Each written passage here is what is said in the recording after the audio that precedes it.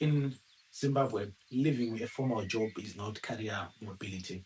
It is a gamble with rent, with school fees, with medical aid, with your livelihood, effectively. So, when organizations boast about high retention, we need to ask an even more important question: are people staying because they want to, or because they have no safe alternatives?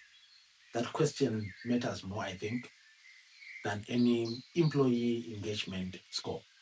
In loose labor markets like ours, retention is easy to misread. People staying does not automatically mean people are committed. It often means the cost of living is simply too high. It's a trade off that we cannot sustain, and so we don't take. And when staying becomes a necessity rather than a choice, behavior is altered, it is changed to align with the expectations.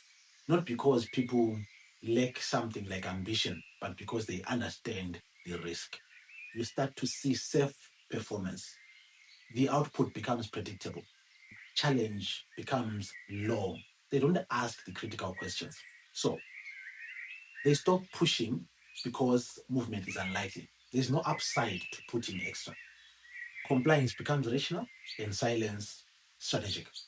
From the outside, everything looks stable. From the inside, however, capability is slowly flattening and averaging out. This is where organizations deceive themselves. In open labor markets, weak talent decisions will surface quickly. People will leave. The signal is quite loud.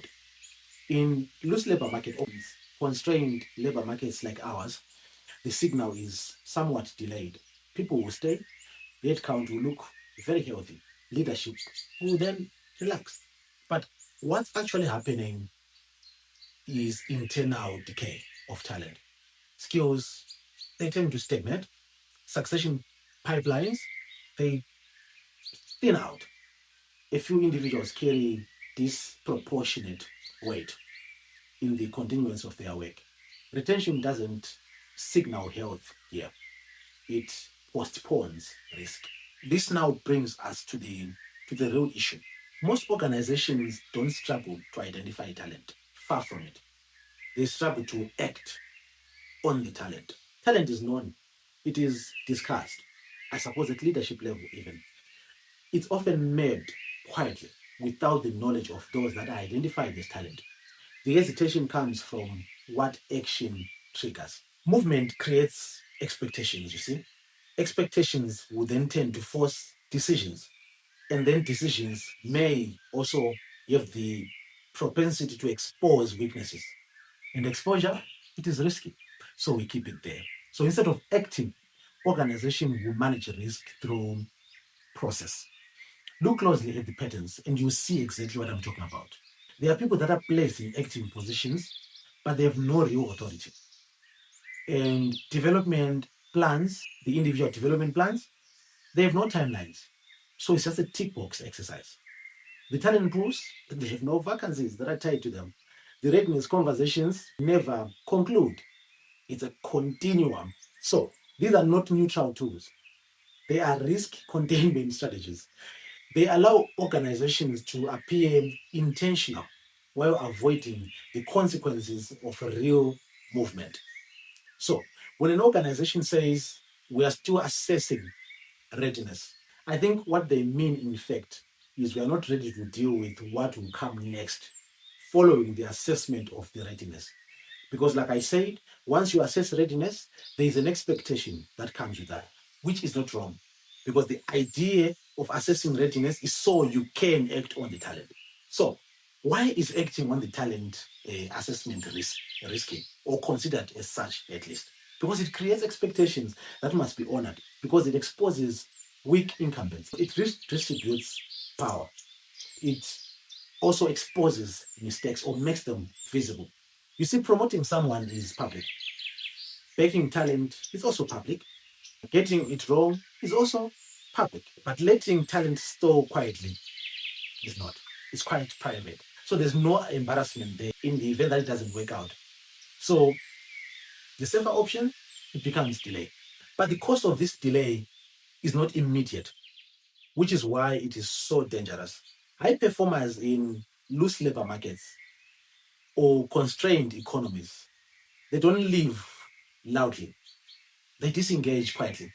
And you are thinking they are here and yet they are not there. They're not putting in their best. They stop contributing beyond their job description. They stop challenging your poor decisions.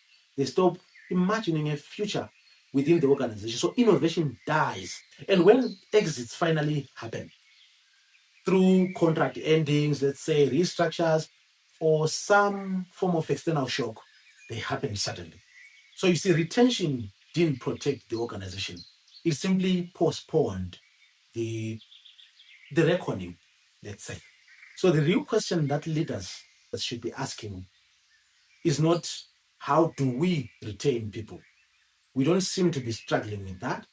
The real question should be if people had a real alternative, real options where they could go, would they still choose to stay? I'll let that sink in.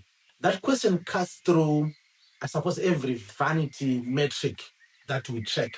Because here is the truth that we need to sit with. In high unemployment economies, retention is really cheap, but capability is expensive. If your people strategy relies on scarcity to hold talent in place, that is not strategy. It's even worse when you are under some delusion that your retention is a result of your retention strategies rather than that scarcity. It's a temporary advantage because tides may turn. Talent management is not about preserving stability, it's about managing risk before it becomes a crisis. And now, with high unemployment markets, we may think that that day may not be coming. But soon enough, you will be shocked because economies improve. So the next time you hear someone saying, we have a talent problem, listen carefully. What's being said, in fact, is not that there's a talent problem. What this person is telling me is that they are avoiding decisions that would expose them. And over time, that avoidance is how organizations hollow themselves out. So that is the message for today. This has been People and Platforms. My name is Carlo-Marcel, your host. Until next time, cheers.